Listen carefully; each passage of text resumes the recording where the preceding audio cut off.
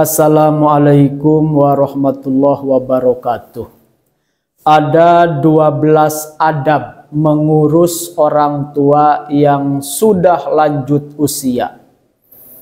Sahabat-sahabat sekalian, ridho Allah terletak pada keridhoan orang tua. Sebaliknya, murka Allah terletak pada kemurkaan orang tua. Ridhollahi fi ridhol walidain wa suhtullahi fi suhtil walidain. Maka berangkat dari hadis tadi, kita harus concern untuk merawat, berbakti, dan mengejar ridho orang tua, karena itu akan jadi parameter ridhonya Allah Subhanahu wa ta'ala. Apalagi orang tua yang sudah lanjut usia, karena secara syariat ya tidak lama lagi kebersamaan dengan kita.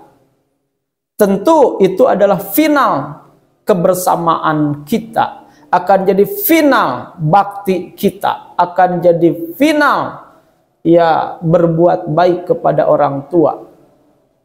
Maka kita sama-sama amalkan 12 adab mengurus orang tua yang sudah lanjut usia. Mana yang 12 itu? Yang pertama, mengurusnya ikhlas karena Allah.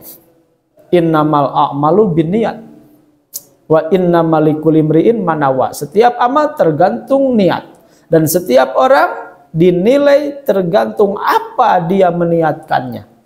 Kalau niatnya berbuat baik orang tua di usia senja untuk mendapatkan warisan, mendapatkan hibah, mendapatkan mungkin harta pembeda dari saudara-saudara lainnya, itu udah salah, udah sesat niatnya di awal. Jadi niatnya harus karena Allah, birrul walidain, berbakti kepada orang tua. Yang nomor kedua, beri sikap dan pengurusan terbaik. Jelas di hadisnya, ja'a rajulun ila Nabi sallallahu. Faqala ya Rasulullah, man ahaqqu bihusbi sohbati? Qala ummuka, tsumma man? Qala ummuka, tsumma man? Qala ummuka, tsumma man? Qala abuk. Seorang laki-laki datang kepada Rasul, siapa orang yang harus aku perlakukan terbaik? Nabi menjawab, ibumu, ibumu, ibumu, dan bapakmu.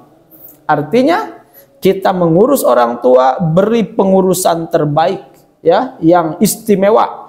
Dari bahasa sopan santun, pilih bahasa yang terbagus, dari sikap, dari semua hal apapun, hindari yang menyakiti orang tua, dan usahakan untuk menyenangkan hati orang tua.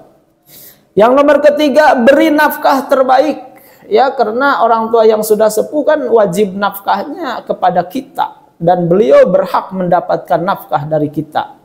Hati-hati ya, orang tua sudah pensiun atau orang tua memang udah tidak bisa bekerja lagi, maka kewajiban menafkahi orang tua kena ke anak-anaknya. Maka beri nafkah terbaik dengan uang, dengan makanan, pakaian, sarana ibadah, tempat bernaung, rumah, itu pastikan. Karena itu salah satu daripada parameter kita berbakti atau tidak. Maka beri nafkah terbaik. Jangan lupa orang tua yang ada di kampung halaman. Jangan Anda di kota makan enak-enak, lupa ibu bapak di kampung hanya makan dengan kerupuk, hanya makan dengan lalap saja tiap hari. Kenapa? Karena anaknya nggak ada yang peduli, nggak ada yang ingat kepada orang tua. Selanjutnya, yang nomor keempat, perhatikan kesehatannya. Ya, diajak olahraga, makan buah sayur, begitu.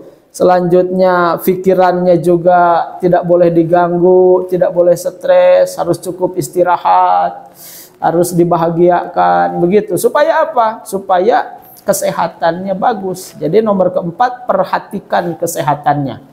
Kalau orang tua sudah gula darah, jangan dikasih yang manis-manis. Kalau orang tua yang sudah kolesterol, sudah darah tinggi, jangan dikasih yang lemak-lemak kolesterol. Jadi perhatikan orang tua. Yang sudah asam urat, hati-hati, jangan terus dikasih sayur dan lain sebagainya yang akan membahayakan kesehatan orang tua.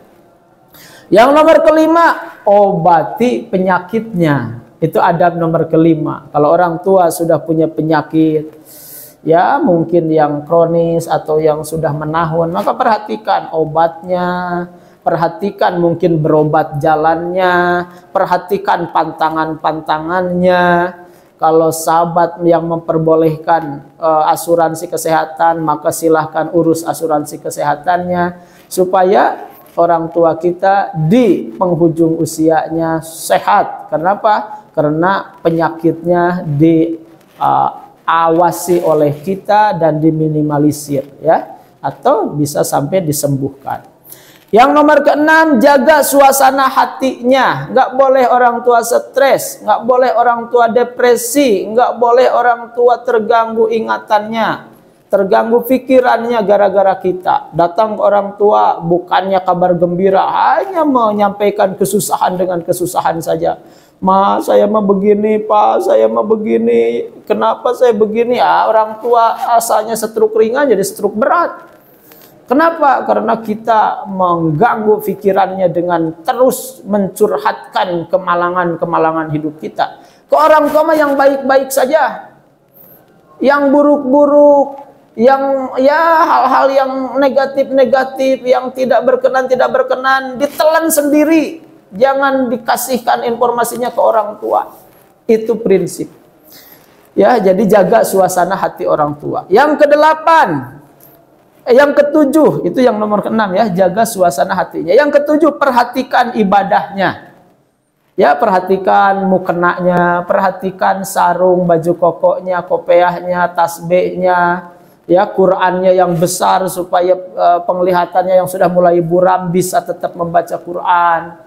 Mungkin dibikin musola di rumahnya buat ibunya, ya, bisa sholat dengan sajadah yang empuk, dengan fasilitas di musolanya yang bagus. Itu anak yang berbakti. Selanjutnya yang kedelapan, sering kumpul dengan anak cucunya. Jadi setiap hari Ahad atau minimal kalau jauh sebulan sekali bawa cucu-cucunya, yaitu anak-anak kita. Karena orang tua itu kadangkala daripada kehadiran kita, anaknya lebih merindukan kehadiran cucunya sebenarnya. Maka bawa itu cucu beliau, yaitu anak-anak kita, supaya membahagiakan orang tua. Toh kasarnya kita nggak lama lagi, apalagi sebelum cucu kita udah kuliah atau udah menikah, nanti kan udah momentumnya udah lewat. Maka mumpung masih kecil-kecil, lucu-lucu, bahagiakan orang tua dengan cara apa? Bawa anak-anak kita supaya bertemu dengan neneknya, neneknya bertemu dengan cucunya, kakeknya bertemu dengan cucunya. Itu yang akan membahagiakan orang tua kita. Yang nomor ke-9, harus sabar menyikapi perilakunya. Ingat, orang tua itu kembali lagi ke anak-anak kadangkala. Ya, beliau itu kadangkala manja lagi, mungkin agak ngambek-ngambek lagi. Itu harus dimaklumi. Karena di surah Yasin kan begitu, wa man nu'ammirhu nunaqqisu fil khalqi afala yaqilun. Ketika umurnya diberi panjang, maka nunaqqisu dikembalikan lagi. Kayak anak-anak baperan gitu. Nah, itu maklumi aja, dibawa lucu aja lah kalau orang tua kita. Nah, ini gini ya, ngambek gitu ya, merajuk, kadangkala ada keinginan kayak anak kecil lagi, ya maklumi, karena wa man nu'ammirhu nunaqqisu. Siapa yang diberi umur panjang maka nunaqqisu akan dikembalikan ke seperti ya anak-anak begitu. Jadi harus sabar, dibawa senyum aja, dibawa lucu, dan ingat, kesabaran kita akan jadi pahala yang luar biasa. Yang nomor ke-10, memfidyahi jika tidak kuat saum, ya. Kalau sudah 90 tahun itu biasanya udah saum itu udah susah, kadang-kala membahayakan kesehatannya. Fidyahi. Yang ke-11, membadalkan haji jika wajib haji tapi sudah sepuh, wah sudah renta, maka badalkan hajinya oleh kita. Kalau kita sudah haji kan, syaratnya harus sudah haji. Tapi kalau kita belum haji ya sama orang lain, ya, biar sebelum meninggal sudah menunaikan haji walaupun badal. Walaupun ada yang mengatakan kalau sudah meninggal baru dibadalkan hajinya. Tapi ada walaupun masih hidup tapi kalau tidak kuat tapi wajib bagi dia itu dibadalkan, ada. Yang ke-12, mentalkini di detik-detik akhirnya. Lakinu mautakum biqauli la ilaha illallah. Ketika orang tua kita sudah beranjak untuk melepaskan ruhnya, nyawanya, maka itu adalah final hidup kita. Dekati ia, peluk ia, dekatkan mulut kita ke telinganya. Ayah, ibu, la ilaha illallah. Itu adalah birrul walidain final kita, yaitu memastikan orang tua kita menghadap Allah Ta'ala dalam keadaan membawa iman dan Islam. Maka sebaik-baiknya anak adalah anak yang di penghujung usia orang tua. Dia dekap orang tuanya, dia peluk orang tuanya, dia cium kening orang tuanya, dan dia dekatkan mulut dia ke telinga orang tuanya, dan menuntun kalimah thayyibah di penghujung ucapan orang tuanya di dunia fana ini. Mudah-mudahan 12 adab tadi kita bisa laksanakan, karena yang berbicara baik, yang menyimak baik, tapi ada yang lebih baik, yang melaksanakan 12 adab barusan. Terima kasih. Mudah-mudahan bermanfaat. Assalamualaikum warahmatullahi wabarakatuh.